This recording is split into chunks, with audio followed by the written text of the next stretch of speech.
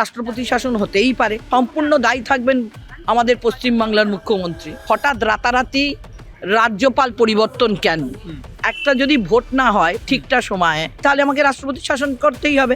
উনি চাইছেন সেইটাই, যে যাদেরকে এসআইআর এর কাজে কর্মে লাগিয়েছে, এক একজন তো মানে ঠিক করে নামই লিখতে জানে না। এনইও জিআই কে লিখেছে NEIOGYE, আমার বানানো হয়েছে। সবাইকে হুমকি দেন, ওনার নেচারটাই হুমকি দেওয়ার।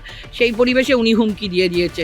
ভেবেছেন বোধহয় ওই যেমন ভবানীপুর থেকে আমার লোক তোরা ধরেছিস কেন, সেই এরম তুলি মেরে বের করে এনেছিলেন। ভেবেছেন রাজভবনটাও তাই হবে, তুলি মেরে তাকেও বের করে দেবো। জোর যার মুল্লুক টান। উনি মনে করে নিয়েছেন এটা ওনার সাম্রাজ্য, উনি তার সম্রাজ্ঞী। এটা এখানে রাজতন্ত্র চলছে, গণতন্ত্র চলছে না। যখন যেখানে ইচ্ছা উনি বসে পড়বেন, যেখানে ইচ্ছা উনি ধর্ণা দিতে পারবেন, বাকি লোকেদের কোনো জায়গা নেই। উনি তো সবসময় সিম্প্যাথি করান। ওনার মাথার ঘিলু নাকি রাস্তায় পড়ে গেছিল, উনি বলেছিলেন মনে নেই? যে একটা ভেগদারি, এর আগেও 26 দিনের অনশন, চকলেট খাই সমস্ত কিছু প্রত্যেক মানুষ জেনেছিল। তারপর থেকে ওই চকলেট বয়ের আবার বারবারন্ত বেড়ে গেছে। তাকে কিন্তু কোনো ধর্নায় দেখা যায়নি। গোটা রাজ্যটাকে তো ভিখিরি বানিয়ে রেখে দিয়েছে। আর সেই ভিক্ষে নিতে আমাদের খুব ভালো লেগে যাচ্ছে। বেকার যুবকদের চাকরি দেবো না, ভিক্ষে দিয়ে দেবো। দিদি মমতা বন্দ্যোপাধ্যায় তিনি ধর্ণা দিচ্ছেন, বেশ ভালো কথা, কিন্তু এর আগে বহুবার আমরা দেখেছি বিরোধীরা এবং একাধিক সংগঠন ওই মেট্রো চ্যানেলে ধর্ণা দেওয়ার জন্য কি মঞ্চ বাঁধার জন্য পারমিশন চেয়েছে। এই সরকার রীতিমতো বলে দিয়েছে যে ওখানে কোনো রকম পারমিশন দেওয়া যাবে না, কিন্তু মুখ্যমন্ত্রী নিজে এবার সেই জায়গায় বসেছেন। আমরা অভিষেক বন্দ্যোপাধ্যায়কে দেখেছি রাজভবনের সামনে বসে ধর্ণা দিতে। এই বিষয়টা আর কতদিন চলবে? জোর যার মুল্লুক টান। উনি মনে করে নিয়েছেন এটা ওনার সাম্রাজ্য, উনি তার সম্রাজ্ঞী। এটা এখানে মানে রাজতন্ত্র চলছে, গণতন্ত্র চলছে না। যার জন্যেই উনি মানে যখন যেখানে ইচ্ছা উনি বসে পড়বেন, যেখানে ইচ্ছা উনি ধর্ণা দিতে পারবেন, বাকি লোকেদের কোনো জায়গা নেই। আর বিশেষ করে তো কংগ্রেসকে ওনারা জায়গা দিতেই চায় না। যেখান থেকে জন্ম সেই মাকেই অস্বীকার করে তারা এইসব কর্মকাণ্ড করতে চায়। অভয়ের বেলাও দেখেছি ওখানে মঞ্চ বাঁধতে দেয়নি, সেই নিয়ে নানান রকম অশান্তি করেছে, এখনও তাই করে যাচ্ছে। আমি বলছি, আমি যদি কাল ওখানে একটা শান্তির বাণী নিয়ে ওখানে মঞ্চ করতে যাই, তখন কিন্তু আমি পাবো না, কারণ আমি কংগ্রেস করি। আর যেহেতু মুখ্যমন্ত্রী, তিনি তো গোটা সাম্রাজ্যকেই, কারণ বাংলা তার মেয়েকে চায়। একটাই মাত্র বাংলায় মেয়ে আছে, বাকি আমরা তো মেয়ে নই। শুধুমাত্র উনিই বাংলার মেয়ে, বাংলা তার মেয়েকে চাই বলেই উনি ওখানটায় বসতে পেরেছেন। এবং কোন বাংলা তার মেয়েকে চায় আর কোন মেয়েটাকে চায় সেটা উনিই জানেন। মুখ্যমন্ত্রী বারবার রাষ্ট্রপতি শাসনের কথা বলছেন সেই ধর্ণা মঞ্চ থেকে, তার মনে কি কিছুটা হলেও রাষ্ট্রপতির প্রতি ভীতি সৃষ্টি হয়েছে?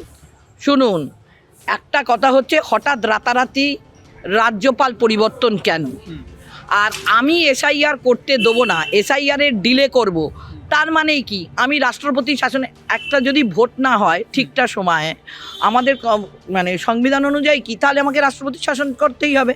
উনি চাইছেন সেইটাই, যে আমি এইভাবে এসআইআর এর ডিলেটা করব। আর এইসব এই যে যাদেরকে এসআইআর এর কাজে কর্মে লাগিয়েছে, এক একজন তো মানে ঠিক করে নামই লিখতে জানে না। NEOGI কে লিখেছে NEIOGYE, আমার বানানো হয়েছে। তো সেই যদি বানানো হয়, তার মানে তারা কতদূর শিক্ষিত আমি জানি না। আমাকে মার্জনা করবেন সেই সব শিক্ষকেরা যাদের নামে আমি বলছি, কারণ তাদের থেকেই তো আমি শিক্ষা পেয়ে, এই যে কথা বলা বলুন আর বা এই লেখালেখি বলুন, তার এরকম শিক্ষকেদের থেকেই তো পেয়েছি। কিন্তু সেই সব শিক্ষা নেই, শিক্ষকেরাও নেই। কিন্তু এই ক্ষেত্রে কি মমতা বন্দ্যোপাধ্যায় কিছুটা হলেও ভীতিগ্রস্ত আছেন রাষ্ট্রপতির প্রতি? হয়তো বা, কারণ যদি আমি অন্যায় করে থাকি, নাকি তার ফায়দা হবে, সিম্প্যাথি খুঁজছেন তিনি? উনি তো সবসময় সিম্প্যাথি করান। ওনার মাথার ঘিলু নাকি রাস্তায় পড়ে গেছিল, উনি বলেছিলেন মনে নেই? লালু আলম এমন মেরেছিল, ওনার মাথার ঘিলু খুলে ফেলেছিল। আবার সেই ঘিলু কী করে ঢুকিয়ে উনি বেঁচে রয়েছেন জানি না। ওনার সারা শরীরে 206টা হাড়, এখন ওনার কাছে 248টা হাড় এসে গেছে, সেটাও উনি বলেছিলেন। তা গোটা শরীর তার টুকরো টুকরো। এইবারেতে বলুন। আবার অন্যদিকে রাজ্যপাল, নতুন রাজ্যপাল আছেন, সেখানেও তার মাথা ব্যথা প্রচন্ড তৃণমূলের। না, এটা তো প্রত্যেকেরই। আমাদের ওই হঠাৎ রাতারাতি রাজ্যপাল পরিবর্তন হলো কেন? এবং সর্বোপরি রাজ্যপাল আবার এখানকার একটা জায়গার ভোটার হলেন কেন? এটা নিয়ে তো একটা জিজ্ঞাসার চিহ্ন আমাদের আছেই। যাই হোক, সেটা তো পরের কথা। কিন্তু তা বলে যে আমরা রাষ্ট্রপতি শাসনের পক্ষে মোটেই নয়। কিন্তু এই রকম অবস্থা হলে রাষ্ট্রপতি শাসন হতেই পারে, এবং তার জন্য সম্পূর্ণ দায়ী থাকবেন আমাদের পশ্চিমবাংলার মুখ্যমন্ত্রী, অন্য কোনো দল নয়। কিন্তু মুখ্যমন্ত্রী বলছেন যে আগত যে রাজ্যপাল, নতুন যে রাজ্যপাল তাকে স্মরণ করিয়ে দিচ্ছেন, মনে রাখবেন এটা বাংলা, তামিলনাড়ু নয়। এই বক্তব্যে তিনি কি স্পষ্ট করতে চাইছেন? উনি সবাইকে হুমকি দেন, ওনার নেচারটাই হুমকি দেওয়ার, সেই পরিবেশে উনি হুমকি দিয়ে দিয়েছেন। ভেবেছেন বোধহয় ওই যেমন ভবানীপুর থেকে আমার লোক তোরা ধরেছিস কেন, সেই এরম তুড়ি মেরে বের করে এনেছিলেন, ভেবেছেন রাজভবনটাও তাই হবে, তুড়ি মেরে তাকেও বের করে দেবো, সেই আর কি, ওই জন্য হুমকি দিয়েছে। মমতা বন্দ্যোপাধ্যায় মেট্রো চ্যানেলে বসে গ্যাস বৃদ্ধির জন্য তিনি ধর্ণা দিচ্ছেন, কিন্তু অনেকে প্রশ্ন করছেন, বিশেষ করে বামপন্থীরা প্রশ্ন করছেন যে মুখ্যমন্ত্রী তো এই রাজ্যের ট্যাক্সের টাকায় রাজ্যও ট্যাক্স নিচ্ছে, সেই কথা কেন বলছেন? সেটা বললে তো মুখ্যমন্ত্রীর ভাঁড় চূর্ণ হয়ে যাবে, একেই তো উনি দিয়ে দিতে পারছে না। কংগ্রেসের অবস্থান কোথায়? কেন কংগ্রেস তো দুটোর বিরুদ্ধেই করেছে, যে গ্যাসের দাম 60 টাকা বাড়লো কেন, কেন্দ্র রাজ্য দুজনকেই জবাবদিহি করতে বলেছে। তো তার কংগ্রেসের স্পষ্ট, কংগ্রেস কারোর হাত ধরছে না, কারোকে তেল মাখাচ্ছে না, কারোকে কিন্তু মাথায় তেলও দিচ্ছে না, বা কারোর জন্য অপেক্ষা করেও বসে নেই। কংগ্রেস 294টা সিটে দেবে। আমার যেমন বিজেপি দেশের শত্রু, রাজ্যের শত্রু হচ্ছে আমাদের মমতা ব্যানার্জি, এবং দুটো দলই সারা ভারতবর্ষটাকে শেষ করে দিচ্ছে। এদের থেকে বাঁচতে গেলে একমাত্র পথ কংগ্রেস। আজকে কিন্তু কেউ একটা আইটিআই করেনি, আজকে এইমস যেগুলো হয়েছে সেগুলোও আমাদের। আজকে এই যে রূপরেখা দেখছেন ভারতবর্ষের, যেখানে যতগুলো মেট্রো রেল হচ্ছে তারও রূপরেখা আমাদের। ওরা কোনটা করেছে? একটা বড় হাসপাতাল কেউ করেনি। বলেন যে আমি রেলমন্ত্রী থাকার সময় এই সমস্ত করেছি। কোথায় রে, উনি রেলমন্ত্রী থাকার সময় কোথায় করেছেন? এটা কবে হয়েছে? যখন বিধান রায় মুখ্যমন্ত্রী ছিলেন তখন এর গল্প উঠেছিল, তার আস্তে আস্তে তার প্রতিফলন হয়েছে। একটাও কেউ নিজের থেকে করেননি কিছুই। আমি শিলান্যাস করে গেছি, এখন শিলান্যাস তো সবাই করতে পারে। কতবার আপনার জিন্দালদের ওইখানেতে শালবনীতে শিলান্যাস হলো, তার কাঠামো কোথায় তৈরি হলো? শিল্প ধরতে তো জাপান, জার্মান, রাশিয়া, সৌরভ গঙ্গোপাধ্যায়কেও তো আপনারা মুখ্যমন্ত্রী সমেত সবাই তাকে শিল্পপতি বানিয়ে দিলেন।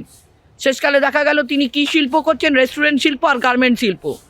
মুখ্যমন্ত্রী যে ধর্ণা দিচ্ছেন 26-এ আদৌ কি এর প্রভাব পড়বে?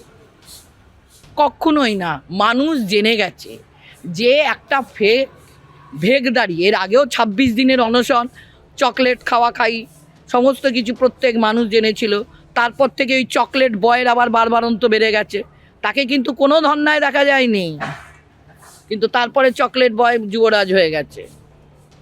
আমি তো বুঝে পাই না লোকে কি করে যুবরাজ কথাটা লেখে। আমরা কি এখানে মানে সাম্রাজ্যবাদীর রাজত্বে, মানে রাজার রাজত্বে আছি, না ওই ভিক্টোরিয়া, কুইন ভিক্টোরিয়ার মতন, লন্ডনের রানী মতন এখানে উনি রানীর আসনটা গ্রহণ করেছেন? আমাদের গণতন্ত্র আছে কিনা সেটাই মাঝে মাঝে আমরা ভুলে যাই। ধর্মতলা চত্বরে বর্তমান পরিস্থিতি একদম আঁটোসাঁটো নিরাপত্তা, কোনো গাড়িকে রীতিমতো দাঁড়াতেই দেওয়া হচ্ছে না। এইখানে জনগণের তো খুবই অসুবিধা হচ্ছে। জনগণ কেন রাস্তায় নেমে সেই কথাটা এখনো বলছেন না? জননেত্রী তিনি বলছেন না, তিনি তো বুঝবেনই না, কিন্তু জনগণ কেন রাস্তায় নেমে বলছে না যে আমার বাসটা কেন আটকে যাচ্ছে? আজকে আমি মিছিল নিয়ে গেলে আমার গায়ে থুতু দেওয়া হয়, গন্ডক বাজে কথা বলা হয় বাস থেকে, তাহলে দিদিমণি যখন এই কাজটা করছে তখন কেন জনগণ চুপ? ওই লক্ষ্মী ভাণ্ডারের 1000 টাকা এখন 1500 হয়েছে বলে গোটা রাজ্যটাকে তো ভিখিরি বানিয়ে রেখে দিয়েছে, আর সেই ভিক্ষে নিতে আমাদের খুব ভালো লেগে যাচ্ছে। বেকার যুবকদের চাকরি দেবো না, ভিক্ষে দিয়ে দেবো। আবার তাদেরকে এই যার 36 বছর বয়স সে যদি আজকে ভিক্ষে নেয় 40 বছর বয়স অবধি, তারপরে তার জীবনটা কি থাকবে? কি চাইছেন ওনারা আমি জানি না। দিদি 26-এর আগে কলকাতা হাইকোর্টে বার কাউন্সিলের ভোট হচ্ছে, আপনি নিজেও একজন ক্যান্ডিডেট, কি পরিস্থিতি বুঝছেন? আজকে ভীষণ ভালো পরিস্থিতি বুঝলাম, মানে গোটা রাজ্যে যেভাবে ভোটটা হয় তার প্রতিচ্ছবি আজকে আমি সমস্ত করে দেখতে পেলাম। আমার জোর আছে আলিপুরে 2 গোষ্ঠী মিলিয়ে দিব্যি নিয়ে নিলাম। আমার জোর আছে বলে জঙ্গিপুরে দরজা বন্ধ করে আমি ছাপ্পা মেরে গেলাম। আমার জোর আছে বলে ডায়মন্ড হারবারে আমি কাউকে ঢুকতে দিলাম না। আমার জোর আছে বলে আমি হুগলি জেলায় কাউকে মানে বসতে দিলাম না। এই অবস্থা হবে।